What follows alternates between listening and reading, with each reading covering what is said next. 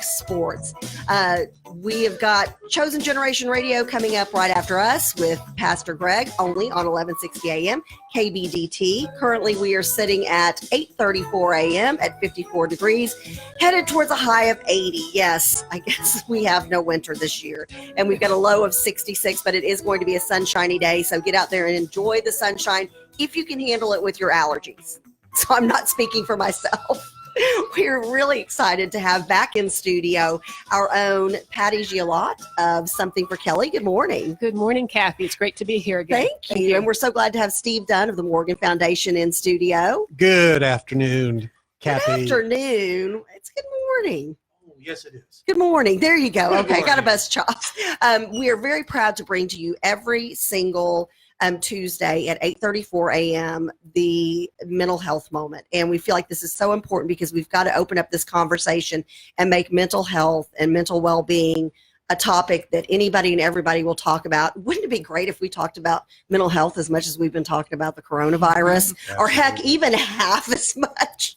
That would be spectacular. Like if everybody would get on top of that. And Kathy, think of all of the preventive ideas that are coming out here about the coronavirus. What if we could talk about mental health so proactively about what we need to be doing to be healthy, to stay healthy? Amen. Yeah. And so we're going to do that today, like we do every Tuesday. So Patty, if you'll tell us about our two lovely guests that we have in studio today. Well, thank you so much. We have two very distinguished guests from Bishop Lynch. We have Patty Barton here today. Good morning, Patty. Good morning. And Patty, introduce us to your colleague, Raquel. I am here with Raquel McKinney. Raquel is the director of our guidance department at Bishop Lynch High School. Good morning. Thank you, and welcome to our show this morning. We're very excited to have you here. It's an important topic, and the health of our students is of paramount importance, as we spoke just now about the coronavirus, but really their mental health as well. So Patty, tell us about your background, and then Raquel, tell us a little bit about your expertise as well. Thank you. I have been a registered nurse for 37 years, and the last 17 years I've been the nurse at Bishop Lynch High School. Prior to Bishop Lynch, I worked at Children's Medical Center here in Dallas, and I would sub for the nurse at Bishop Lynch. And so when the opportunity came up to apply for that position, I had children at the school at the time. All three of my children are alums, and I jumped at the chance and was fortunate enough to be hired. Sounds like it was a good idea for both of you. So Raquel, please tell us about your background and your role there at Bishop Lynch. Sure, thank you. Again, my name is Raquel McKinney, and I'm a licensed clinical social worker. I've been that for 25 years. My current role is a director of guidance and then also the school resource counselor.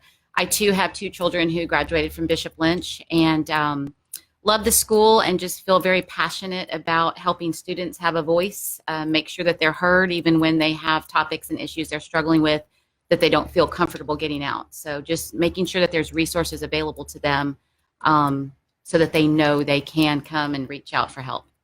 So tell us a little bit about the school. What type of school is Bishop Lynch? What grades? Just a little bit of background on the school, if you would. Bishop Lynch is a 9th through 12th grade.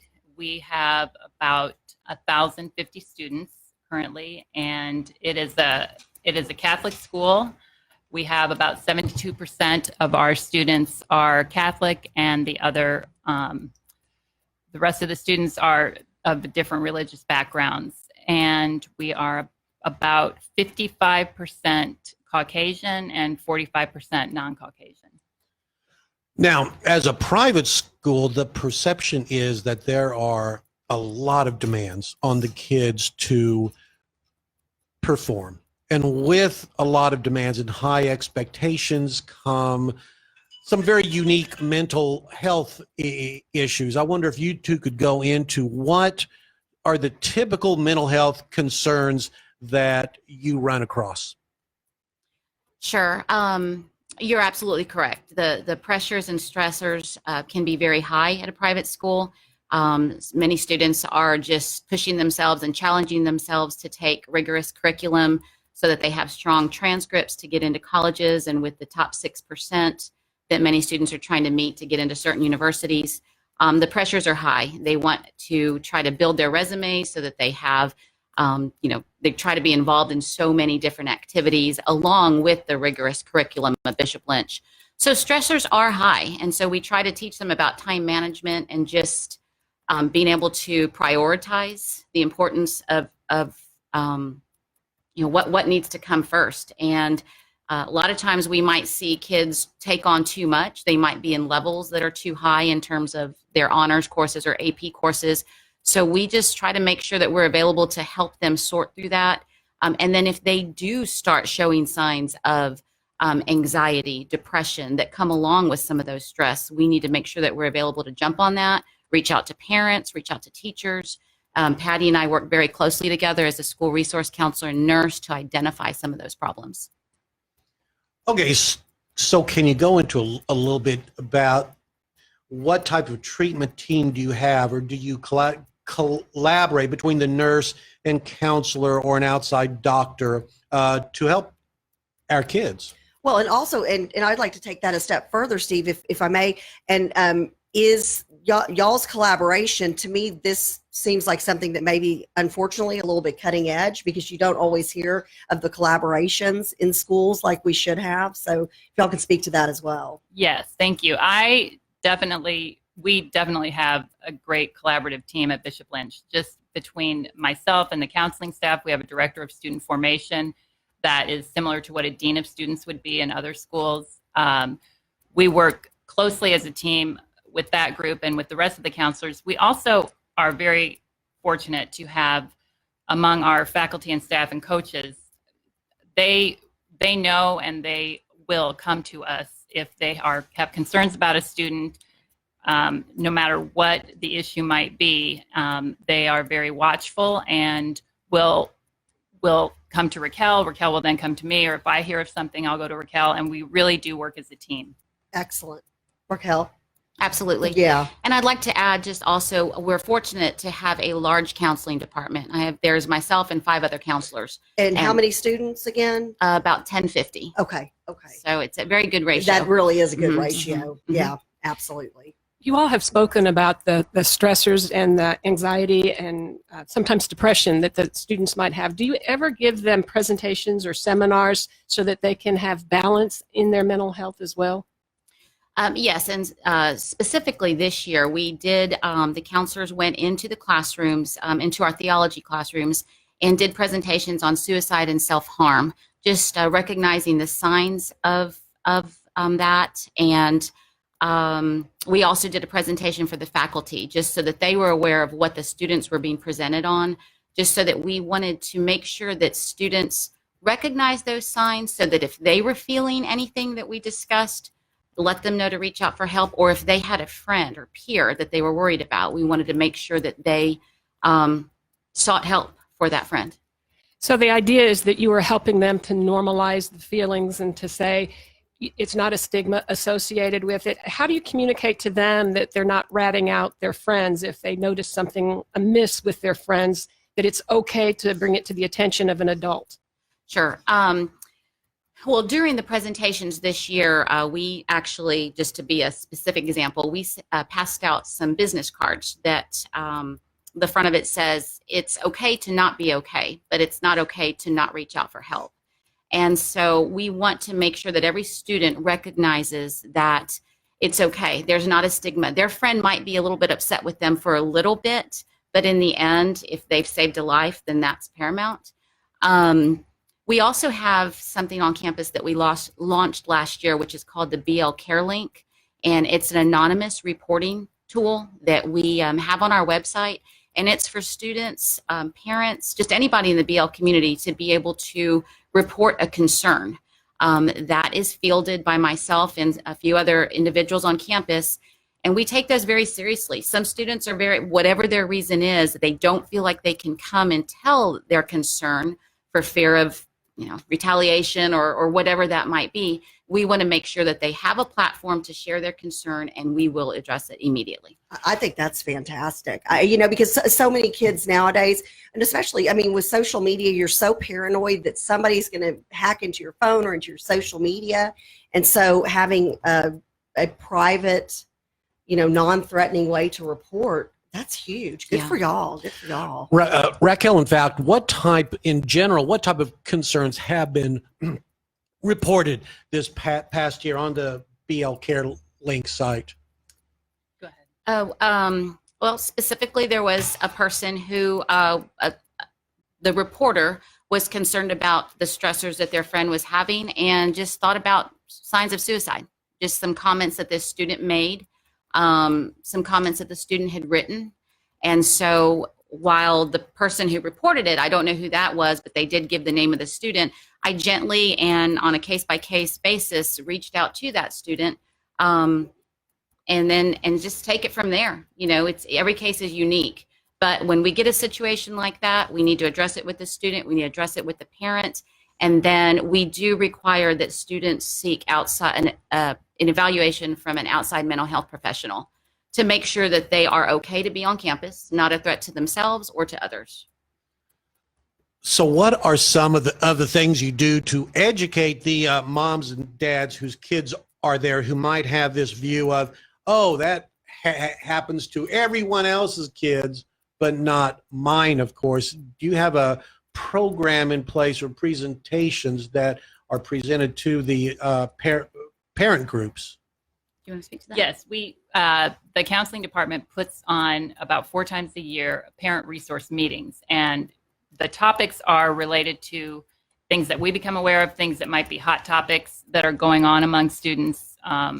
We had a parent resource meeting on vaping last year. Raquel has done meetings on the suicide prevention, depression, so many different topics, and those are presented in the evenings, advertised for about a month in advance, and they're presented in the evenings, usually a Wednesday evening when parents are invited to campus. And we also have a communication, Friar Facts. It's a weekly newsletter that goes out to all of our families, and we advertise those kind of programs in there, as well as if there are other programs that we're aware of that we know would be of interest to our parents, we will send them out through that as well. So are there any unique continuing ed programs you require your counselors to take? Well, yes. Every counselor needs to uphold the standards of their licensing agency. So they do that in addition to what the diocese requires all faculty and staff to maintain during the school year. So, like, for instance, I'm a licensed clinical social worker. I need to have this many hours every 2 years. And so that is part of my responsibility, and all the counselors have the same expectations. So in general, what type of resources do you have to help the kids there at the school? In terms of referring out, do you have doctors and counselors, therapists who approach you who want to be included on a referral list, let's say? I would say yes. We don't endorse any one particular group or person, but we do have a list of resources. So from those people that approach us and give us their information, we will add information to our list of resources as we see will be of best benefit to our community. And so we do have, I have parents ask me, or I will often have people contact me regarding counseling services that I feel like I'm more, if it's a medical issue, I'm going to evaluate those kind of things. And so I will bring information to Raquel and vice versa if we know that those resources are going to be of benefit to either one of us in what we do. And Stephen, I'd like to speak to the collaborative team that you mentioned in terms of if a student is sent for a referral outside, we have the parents sign a consent form so that we can communicate with that outside counselor, and just so that we can, as a team, partner with the parents to best help the student. So have you run into a situation where, let's say, a senior is 18 years old, and we know that the HIPAA laws kick in at that point, and the child would have to agree as well and consent? Have you ever run into a situation where they're a little bit hesitant to do that? And if so, how do you address that? Actually, I did this year to be, and you know what? I talked with the student. I let them know that we were here to help them get to graduation. We knew that they were struggling and having some issues that was preventing them from being able to get their schoolwork done. And so it was really important that he or she allow us to work together as the adults in their life, although they are a young adult, to help them get to their goal of graduation.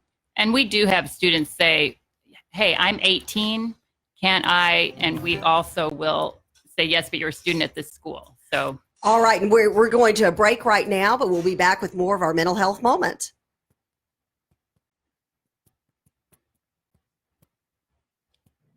Are we good now? Okay, we didn't have the music, but did we go out in time? Yes, she ended perfect. Okay, perfect. Okay, sorry about that. Yeah, I'm sorry about that. That's okay. I was like, wait a second. Wait a second. Yeah. I didn't hear any music, and I was like, we're 4, 3, 2, 1. Y'all, Christy is a 95 graduate of Bishop Lynch. Oh, hi, Christy.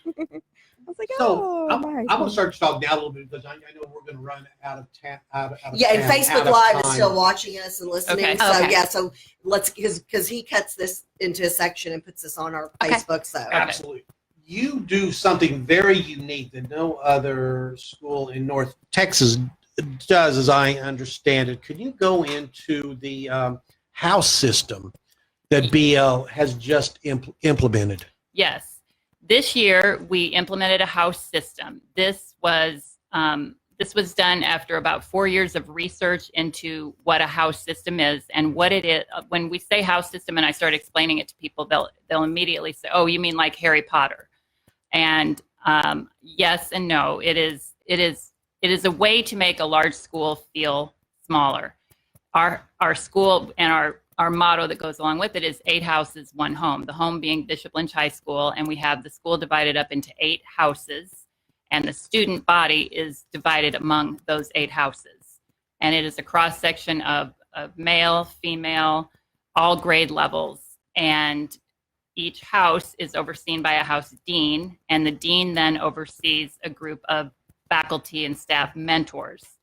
Each mentor then is assigned a group of about 20 to 25 students that we meet with. For example, I am a mentor in Lima House. Our houses are named after Dominican saints. And so I meet with, like all the mentors do, I meet with my group of students 2 days a week for about 45 minutes. And this is not an academic time. It is a time where, I have a student captain and a co-captain, and they come up with activities for us to do. We have different themes throughout the school year, and we try to gear those activities towards those themes. But all of the activities that we do are geared to have the students interact more with each other, form relationships among grade levels.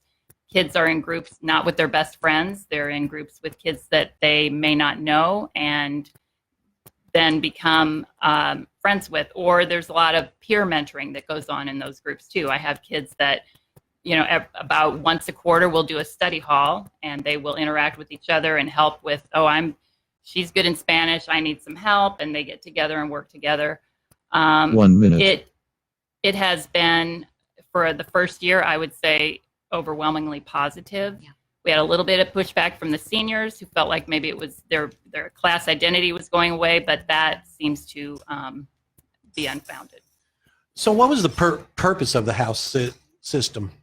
The purpose is so that really no students fall through the cracks, that it's a way for the students to have one more adult on campus who is watching out for them. They have their mentor, they have their guidance counselor, they have maybe a coach, a couple of teachers. If they are in an extracurricular activity, that group. But it's a way for the students to have more than one person. They now have like maybe 5 people on campus, adults that they can go to if they have an issue. It's to help 10 and seconds. kids that are struggling who may get That's lost in the genius. crowd. and then we're getting ready to go back on. I love this. Yeah. My son's school does something similar.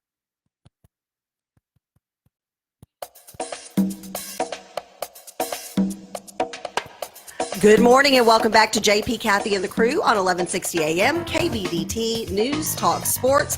Don't miss Wayne Allen Root, Raw and Unfiltered, this afternoon from 5 until 8 p.m. only on 1160 AM, KBDT News Talk Sports. We are headed towards a high of 80 degrees. Yes, you heard me correctly. We are headed towards a high of 80 degrees today, a low of 66. Currently in Dallas at 8:54. We are at 54 degrees. Oh, the irony of that, 8:54, 54 degrees. And we've got a great conversation going on here for our mental health moment. Steve, I'm going to kick it back over to you because we've got great conversations. Please share this. If you've got a kid in high school and you are concerned about their mental health or their friend's mental health, watch this. We've got some experts who care passionately about the kids at Bishop Lynch who've got some great advice that we want you to get out there and share. Keep this conversation going after the show. So when we were away on break, we began to talk about the house system that was implemented in BL this past year. Can you briefly just recap that for those who are not on Facebook Live? Yes, sure. The house system is a way to make our large school feel smaller. Our large school is divided up into 8 houses. Those houses are overseen by a dean. The dean oversees a group of mentors, and each mentor is then responsible for about 20 to 25 students that they meet with twice a week, sometimes 3 times a week, and to mentor, to help build relationships among the students in their group. It is a cross-section of male, female, and grade levels in every mentor group, and so it is a chance for kids to form relationships and bond with students outside their social groups. So what type of immediate feedback have you had on that system? From parents, the feedback has been very positive.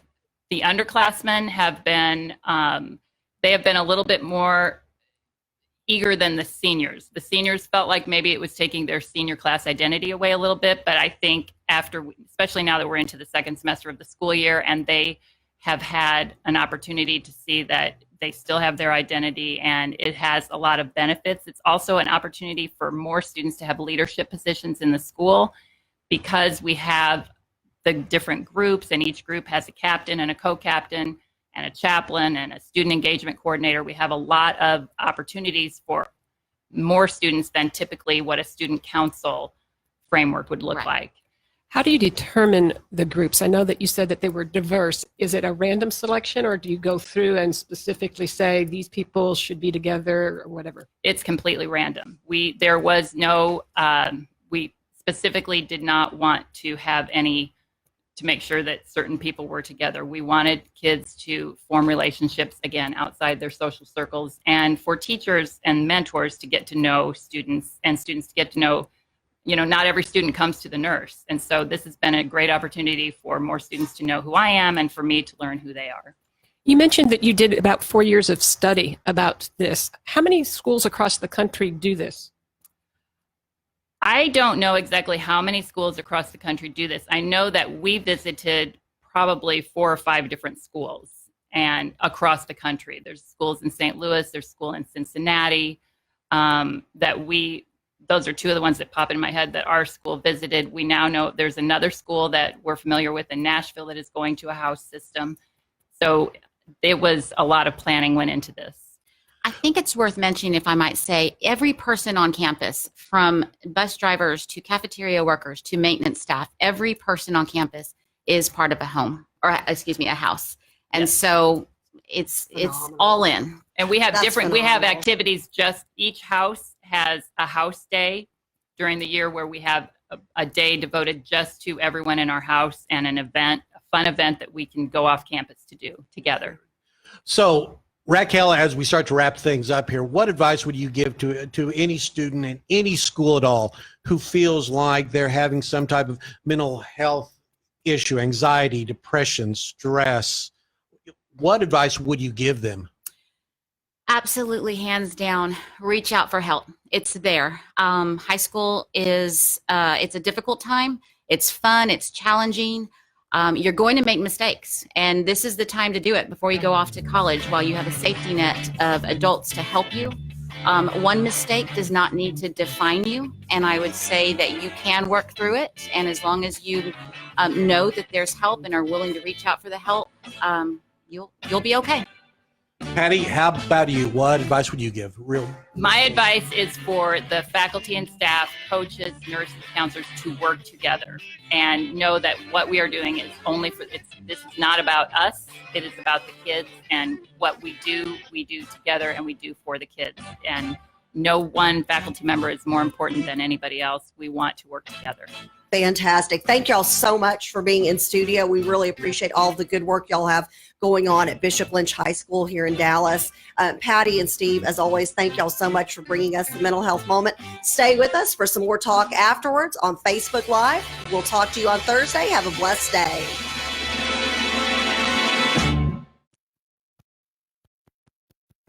Okay, we're still on Facebook Live, and I'm so sorry. I know it's kind of awkward. Like I feel like I've got my it's back okay. to the You're whole fine. time. So, okay. Any other post talk for Facebook Live for the mental health moment? One thing I wanted to say, and Raquel made me think of this when she talked about kids reaching out. Sometimes kids will come to me in the midst of an anxiety attack, or they have some mental health issues that I'm aware of that they're struggling with, and they're worried that what are other people going to think? You know, kind of what we talked about. And what I have always said to these kids is, if you became aware of another student here that was struggling with whatever they were struggling, you know, it had the same issues that you did, and you were aware of that, and how would you feel towards them? And hands down, they all say, I would feel, oh, my heart would break for them. I would want them to know I'm here for them. And I said, well, maybe you should think about giving the other students the benefit of the doubt, and that they also feel that way and would want to help you, and that you walk by students every single day